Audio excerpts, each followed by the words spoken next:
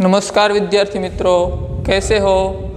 मजे में? Agastya international school में ऑनलाइन लेक्चर में हिंदी के तास में आपका स्वागत है। तो आज हमारा जो व्याकरण का तीसरा भाग है संधि विग्रह का। अगले तास में आपने दो भाग में संधि का परिचय प्राप्त किया और आज हम उनके कुछ नियम के बारे में चर्चा करेंगे। तो संधि के प्रकार पहले ही बताया गया कि संधि के प्रकार, तो वर्ण के दो प्रकार होते हैं, स्वर और व्यंजन। उसी प्रकार संधि के प्रकार उनके आधार पर ही दिया गया है। तो यहाँ पर बताया है कि स्वर संधि, तो पहला ही प्रकार है स्वर संधि और आगे दूसरा व्यंजन संधि होगा, बराबर। तो स्वर संधि है, उनकी चर्चा करते हैं। तो स्वर संधि किन्हें कहते हैं? तो संधि के प्रकार पे स्वर संधि यानी कि दो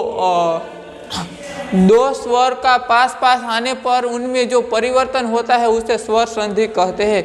यह व्याख्या भी आपको अच्छी तरह से याद रखनी चाहिए कि दो स्वर पास पास आने पर उनमें जो परिवर्तन होता है, जो फेरफार होता है, उसे कहते हैं स्वर संधि। दो स्वर, एक स्वर और एक व्यंजन नहीं, दो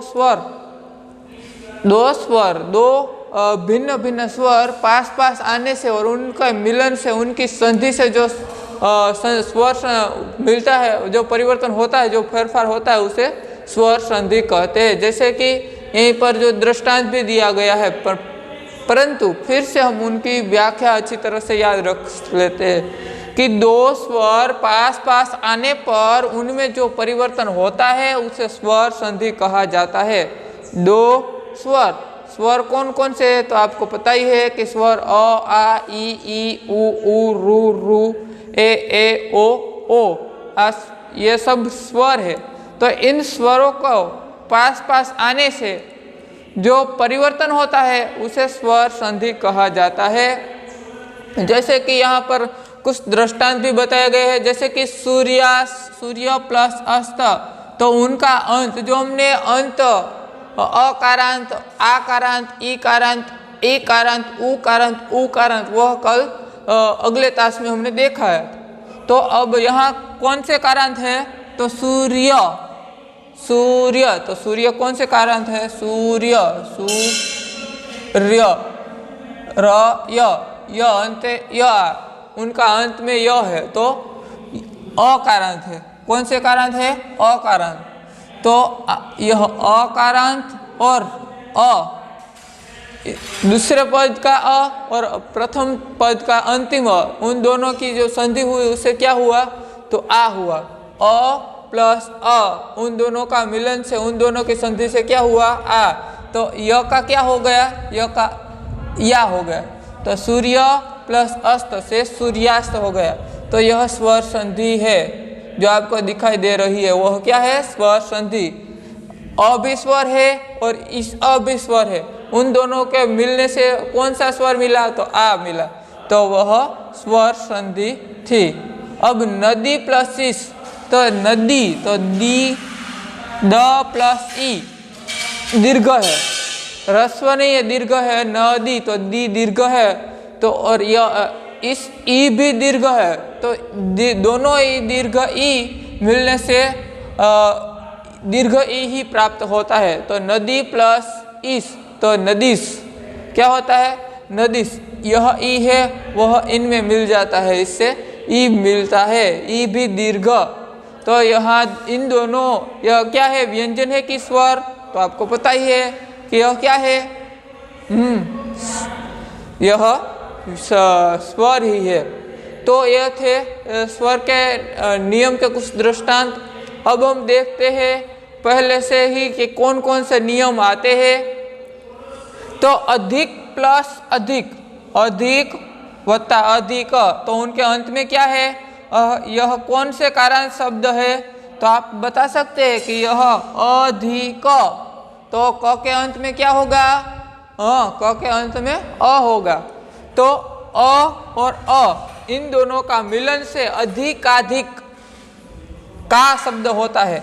क था लेकिन उसमें अ मिला, तो यह क प्लस अ था। क्या था? क प्लस अ, तो अ तो था ही, लेकिन उनमें दूसरा पद भी अ मिला तो क्या बन गया, तो आ। याद रखिए अ और अ दोनों का मिलने से आ शब्द प्राप्त होता है। क्या वर्ण मिलता है, तो दो स्वर।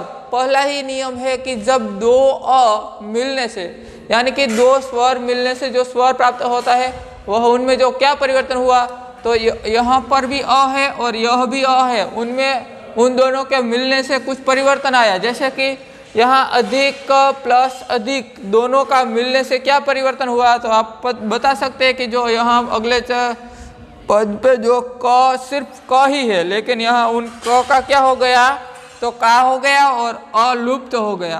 बराबर, तो यह उनका जो परिवर्तन था, अधिक प्लस अधिक तो अधिकाधिक। हम ऐसे नहीं बोल सकते कि अधिक अधिक, क्योंकि यहाँ पर स्वर संधि है, तो संधि मिलने से अधिक अधिक का क्या हो गया, अधिकाधिक। तो क का क्या हो गया, तो क का हो गया। बराबर, तो यह पहला नियम था। अ प्लस अ दोनों अ मिलने से क्या प्राप्त हुआ, तो आ बन गया। जो परिवर्तन आया वह आ है। तो आपकी जो टेक्स्ट बुक है उनमें भी ऐसे कुछ दृष्टांत है, तो उनको भी आप नज़र में रखिए।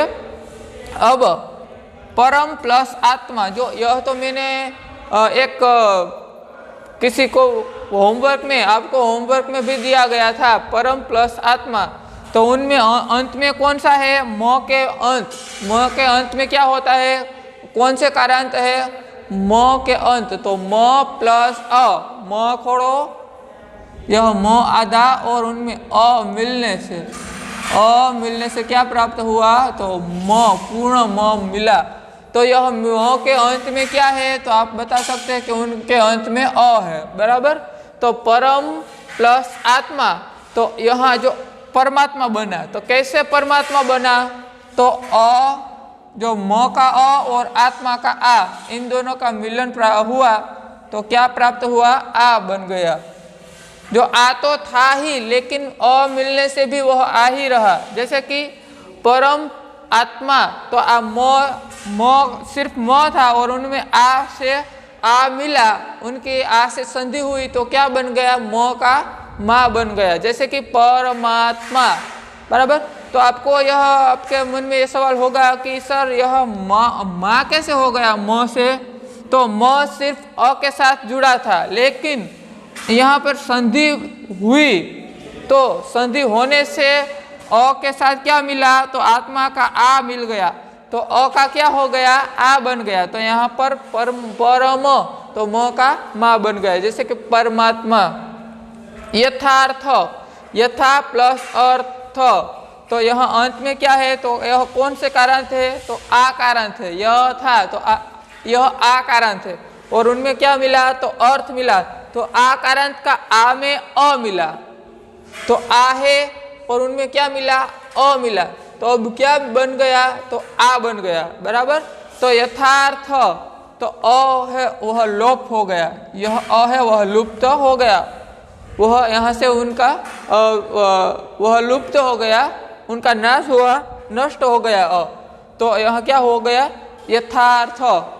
बराबर, तो आ प्लस अ से क्या बनता है, आ प्लस अ से आ बनता है। तो यहाँ जो अ है, पिछला अ वह निकल गया और सिर्फ आ ही रहा। जैसे कि यथार्थ, यथा प्लस अर्थ, तो यथार्थ। बराबर, अ है वहां से लुप्त हो गया।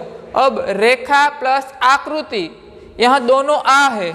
जैसे कि ख प्लस आ तो खा बनता है। खा कैसे बनता है, तो ख का जो विग्रह करे तो ख प्लस आ तो खा बनता है, और उसमें आ, यहाँ का आ और यह आ, पहला आ और दूसरा दोनों के मिलने से भी आ ही रहता है। जैसे कि रेखा प्लस आकृति, तो कैसा बनता है, रेखाकृति। आ और आ इन दोनों का संधि होने से आ ही रहा। बराबर, तो रेखा प्लस आकृति, जो एक इस दोनों आ में से एक आ लुप्त हो गया और क्या बन गया, रेखाकृति। तो जो यह आ है वह लोप हो गया और रेखा प्लस कृति। बराबर, तो आ प्लस आ का आ से मिलन होने से आ ही बना। अब ई की बारी है। जैसे कि अ के साथ अ जुड़ने से आ बनता है, अ के साथ आ जुड़ने से भी आ बनता है, आ के साथ अ जुड़ने से भी आ बनता है। और यह कौन से स्वर है, तो ह्रस्व स्वर है कि दीर्घ स्वर है, तो आप बता सकते हैं कि जो उनमें है वह ज़्यादातर दीर्घ ही हो गए।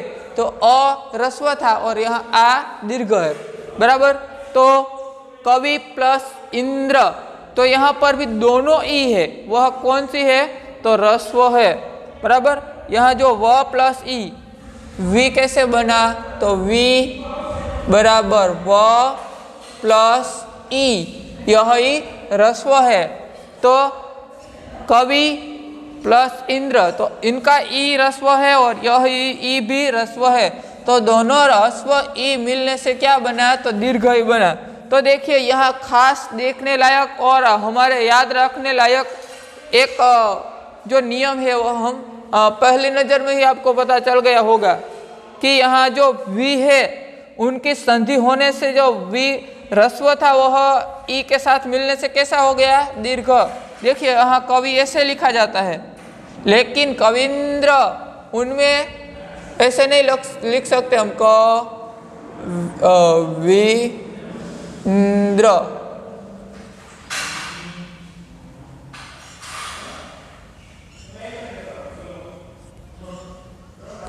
हम ऐसे नहीं लिख सकते। क्यों? क्योंकि यह संधि का नियम नहीं है। संधि का नियम है कि दोनों ह्रस्व साथ मिलने से, दोनों ह्रस्व की संधि हो तो वह दीर्घ बन जाता है, और ह्रस्व की दीर्घ के साथ संधि हो तो भी वह दीर्घ ही बनता है, बराबर। तो यहाँ जो दीर्घ है और ह्रस्व है उनकी संधि ह्रस्व ही ई के साथ हुई, फिर भी वह दीर्घ बन गया। तो यह आपकी एग्जाम में हो तो याद रखिए, 9वीं और 10वीं कक्षा के विद्यार्थी को खास यह याद रखने लायक बात है कि यहाँ पर जो दोनों ह्रस्व है उनकी संधि हुई फिर भी वह दीर्घ हो गए, संधि होने से उनमें जो यह परिवर्तन है। क्योंकि हमारा नियम ही था कि जो दो पास के दो स्वर पास आने पर जो उनमें परिवर्तन होता है उसे स्वर संधि कहते हैं। तो स्वर संधि में यह परिवर्तन हुआ, जैसे कि यहाँ की ई और यह ई और यह ई, दोनों ई दीर्घ ह्रस्व है, फिर भी उनके मिलन से उनकी जो संधि हुई वह कैसी हुई, तो दोनों ह्रस्व थी फिर भी उनकी संधि दीर्घ में आई, यह उनका नियम है। तो ई ह्रस्व और ह्रस्व ई दोनों के मिलने से दीर्घ प्राप्त हुआ। प्रति प्लस इक्सा, प्रति प्लस इक्सा, इन दोनों से मिलने से क्या हुआ, तो प्रतीक्षा। तो यहाँ ती कौन सा था, तो यहाँ जो ह्रस्व ती था, लेकिन संधि में क्या हो गया, दीर्घ, क्योंकि यह दीर्घ ई था, तो दीर्घ ई से मिलने से भी वह दीर्घ बन जाता है। जैसे कि यह ई, तो यह किसका है, तो ती का ई है, बराबर। ती का ई कैसे, तो अब ज्यादातर विद्यार्थी को पता चल गया होगा कि यह ती है, तो ती पूर्ण है, उसका जो संधि करे तो त प्लस ई। ગુજરાતી में થોડું ગુજરાતીમાં જોઈએ એટલે તમને સરળતા રહે, આ તી છે, બરાબર, આ તને રસોઈ તી, તને રસોઈ તી, બરાબર। તો તને રસોઈ તી છે એનું આપણે સ્વર છૂટા પાડીએ તો આમ બની શકે, त વત્તા ઈ, પણ આ ઈ રસ્વ છે, જો આમ હોય તો તને દીર્ઘ ઈ હોય, તને દીર્ઘ તી હોય તો આપણે આમ કરી શકીએ, त વત્તા ઈ, બરાબર। તો આ રસોઈ આ બાજુ હોય તો રસોઈ અને આ બાજુ હોય તો દીર્ઘ ઈ। આ નિયમ તો તમને યાદ જ છે, તો હિન્દીમાં પણ કંઈક એવું જ છે, બરાબર। તો देखिए कि यहाँ प्रति प्लस इक्सा, तो यह कौन सा है, रस्व की दीर्घ, रस्व है, और यह दीर्घ है। यह रस्व होता है, हमने अगले ताश में बताया गया है कि यह रस्व है और यह दीर्घ है। तो यह रस्व ई है, प्रति प्लस इक्सा, तो रस्व ई का दीर्घ ई से मिलने से दीर्घ ही बनता है, जैसे कि ई प्लस ई बराबर ई, तो ई रस्व है और ई दीर्घ है, उन दोनों का ई क्या हुआ, दीर्घ हुआ। देवी प्लस इच्छा, तो इन दोनों में तो पहला है वह दीर्घ है और दूसरा ई है वह ह्रस्व है। तो देवी प्लस इच्छा से क्या बना, तो देवीच्छा। तो उनमें कुछ परिवर्तन नहीं हुआ, लेकिन जो यह छोटा था, जो दीर्घ है वह ह्रस्व है वह छोटा है और दीर्घ है वह बड़ा है। तो हमेशा जैसे कि हमारे जो इतिहास में कहा गया है कि दो भाई है, उनमें से जो बड़ा है वही राजा बनता है। तो यहाँ दोनों भाई है, दोनों भाई नहीं लेकिन यहाँ दोनों बहन है। तो दोनों बहन में से कौन सी राजगादी संभालेगी, कौन सी कार्यभार संभालेगी, तो यह छोटी है, वह लुप्त हो जाएगी। तो देवी यह इच्छा का ई है, दीर्घ है, इसलिए वह लुप्त हो गया और देवीच्छा बन गया।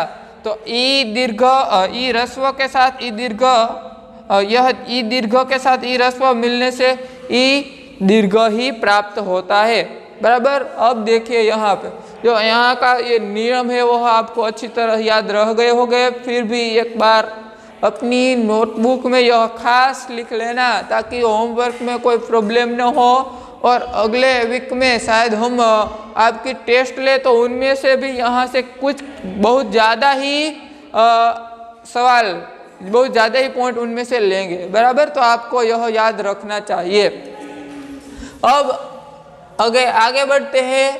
तो नदी प्लस इच्छा, इस नदी प्लस इच्छा, तो दी दीर्घ है कि ह्रस्व, हाँ यह दी है वह दीर्घ है यानी कि बड़ी है।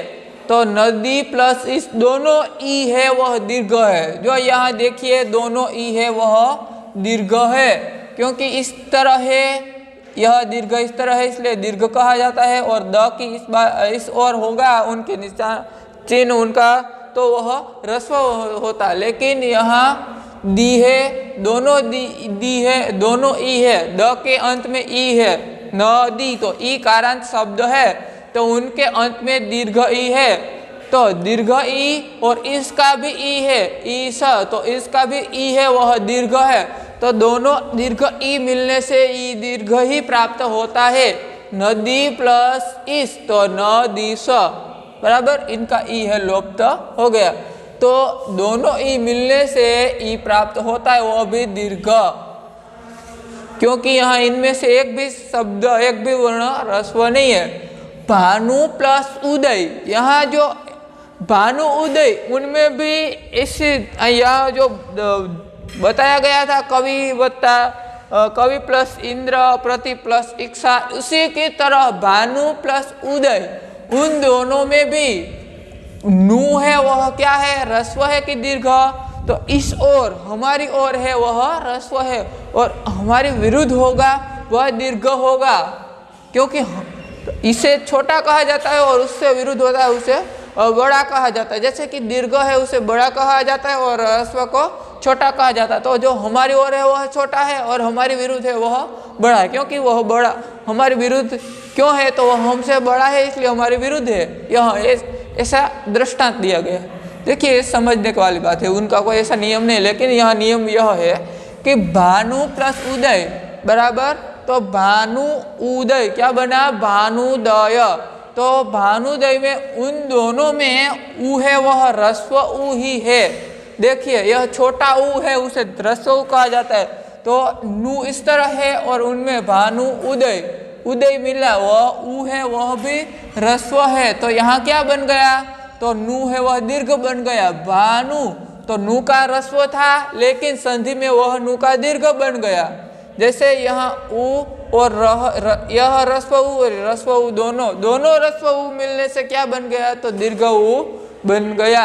देखिए दोनों ह्रस्व उ के मिलने से दीर्घ उ बन गया। आगे देखते हैं सिंधु प्लस उर्मी, तो क्या बन गया, सिंधुर्मी। यहाँ पर भी ऐसा ही बताया गया है कि जो सिंधु का धु है वह क्या है, तो वह ह्रस्व उ है। सिंधु कौन से कारांत शब्द है, सिंधु, तो आप बता सकते हैं कि वह ह्रस्व कारांत संधि है, ह्रस्व कारांत शब्द है। ह्रस्व उकारांत ध है वह ह्रस्व उकारांत शब्द है। जैसे कि सिंधु प्लस उर्मी, यह दीर्घ उ है। जो देखिए यह ह्रस्व उ कहा जाता है और इसे दीर्घ उ कहा जाता है। यह छोटा है और उनमें विकास हुआ तो यह दीर्घ बड़ा हो गया, ह्रस्व छोटा दीर्घ बड़ा, ह्रस्व छोटा दीर्घ बड़ा, यह याद रखना। तो यह याद रखने की बात यह आई कि उ दीर्घ उ ह्रस्व के साथ उ दीर्घ मिलने से दीर्घ उ ही प्राप्त होता है। तो सिंधु उर्मी, धू है वह ह्रस्व है और उर्मी का उ है वह दीर्घ है, तो इनकी संधि से क्या बन गया, तो सिंधु दीर्घ बन गया। यानी कि पहले छोटा था लेकिन बड़े के साथ मिलने से अब वह भी बड़ा हो गया। तो सिंधु प्लस उर्मी, तो सिंधुर्मी। वधु प्लस उत्सव, तो वधुत्सव, यहाँ यह दीर्घ है और यह ह्रस्व है, तो दीर्घ है वह ह्रस्व के साथ मिलने से भी वह दीर्घ ही बन जाता है, ह्रस्व दीर्घ ही बन जाता है। तो वधु प्लस उत्सव, तो वधु, यह उ है वह दीर्घ उ के साथ जो यह दीर्घ उ है उनमें ह्रस्व उ मिला, फिर भी वह ह्रस्व उ की कोई असर हुई नहीं, वह दीर्घ उ ही हुआ। जैसे कि यह उ है दीर्घ उ है और यह ह्रस्व उ, उन दोनों के मिलने से जो प्राप्त हुआ वह भी दीर्घ उ ही प्राप्त हुआ। वधु प्लस उर्मी, वधु प्लस उर्मी, उन दोनों में तो दोनों ही उ है वह दीर्घ ही है, दोनों उ है वह दीर्घ है। यह धू है वो कौन से कारांत है, तो उ कारांत है। वधु, तो वह उ कारांत शब्द है। किस लिए हम कह सकते हैं कि वधु उ कारांत शब्द है, तो देखिए वधु, तो उनका जो संधि स्वर व्यंजन हम उन्हें अलग की करें तो व प्लस अ प्लस ध प्लस उ, तो वधु है तो यह उ है, बराबर। तो यह आपकी समझ के लिए बताया गया है कि वधु है वह दीर्घ, धू है वह दीर्घ कालांतर है।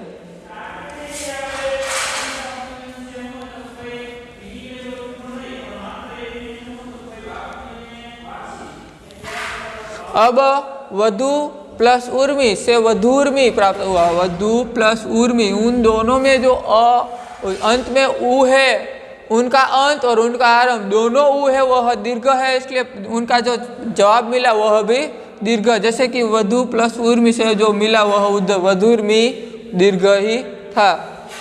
अब जो यह मी है उनको तो ऐसे ही रख देना चाहिए क्योंकि इनकी संधि नहीं हुई। देव प्लस इच्छा, देव प्लस इच्छा, तो देवेच्छा, देव, यह उनके अंत में क्या है, देव। तो आप बता सकते हैं कि वह के अंत में क्या है, तो वह अकारांत है, क्योंकि उनके पीछे कोई भी शब्द कोई भी वर्ण नहीं है, नहीं ह्रस्व है नहीं दीर्घ है, लेकिन वह अंत में अकारांत है, इसलिए उसे ह्रस्व कहा जाता है। तो देव प्लस इच्छा, तो अ के साथ ई मिलने से क्या हुआ, तो ए हुआ। देखिए अ के साथ ई मिलने से ए हुआ, तो देव प्लस इच्छा, तो देवेच्छा। यह परिवर्तन याद रखना चाहिए क्योंकि आज से पहले आपको यह पता मालूम नहीं था, लेकिन आज से पता चल गया। तो आप अपनी जो मेमोरी है उसमें अच्छी तरह से उनका संग्रह कीजिए ताकि यह बात आपको वर्षों तक भी न भूल पाए आप। तो देव प्लस इच्छा, तो अ के साथ ई मिलने से ए हुआ, तो वह यहाँ सिर्फ देव था, लेकिन संधि में देवेच्छा थी गई, तो देवेच्छा हो गया। तो आपको यह ऐसा सवाल होगा आपके मन में कि वे कैसे हुआ, वह यहाँ तो देव था लेकिन देव वे कैसे हुआ, तो ई के साथ मिलने से जो ई है उनका ए हो गया, अ और ई दोनों के मिलने से ए हो गया। तो सुर प्लस इस, सुर प्लस इस, तो क्या हो गया, तो अ के साथ दीर्घ ई, अ के साथ ह्रस्व ई हुआ तो भी ये हुआ, अ के साथ दीर्घ ई हुआ तो भी ए हुआ। तो सुर प्लस इस, इससे क्या हो गया, तो सुरेश, बराबर। देखिए कि र अकारांत है और यह दीर्घ ई है, तो अकारांत और दीर्घ ई दोनों के मिलने से ए प्राप्त हुआ, तो सुर का क्या हो गया, सूर्य हो गया। और इसका जो ई है वह र के साथ मिला, तो र सिर्फ र था और यहाँ रे हो गया, सुरेश, सुर प्लस इस तो सुरेश, यह अ के साथ दीर्घ ई मिलने से ए हो गया। यथा प्लस इष्ट, तो यथा का अंत में क्या है तो आ है, आ के साथ इष्ट का ई मिलता है, आ के साथ ई मिलने से भी ए होता है। जैसे कि यथा प्लस इष्ट तो यथेष्ट, यह यथा था लेकिन यह यथे हो गया। क्यों? क्योंकि ई आ के साथ ई मिलने से ए हो जाता है, आ के साथ ई मिलने से ए हो जाता है, इसलिए यथा के साथ इष्ट मिलने से यथेष्ट हो गया। उसी तरह महा प्लस इस, तो महेश, महेश शब्द कैसे बना? जो लड़के का नाम महेश होता है वह महेश कैसे बना? तो हा में अंत में क्या है तो आ कारांत है, हा में अंत में आ कारांत है, इसलिए महा प्लस इस तो महेश बना। तो आ के साथ ई मिलने से ए बन गया। अब आपको यह पता चल गया होगा कि उनके अंत में क्या है, तो हा प्लस आ, तो आ है, आ के साथ दीर्घ ई, आ भी दीर्घ है और उनके साथ मिलने वाला ई भी दीर्घ है, तो आ के साथ ई मिलने से भी ए ही रहा। तो महा प्लस इस तो महेश। चंद्र प्लस उदय, अ के साथ उ मिलता है। अब देखिए पहले अ के साथ अ मिला, अ के साथ आ मिला, आ के साथ आ के साथ आ, ई के साथ ई और ई के साथ ई और ई के साथ ई,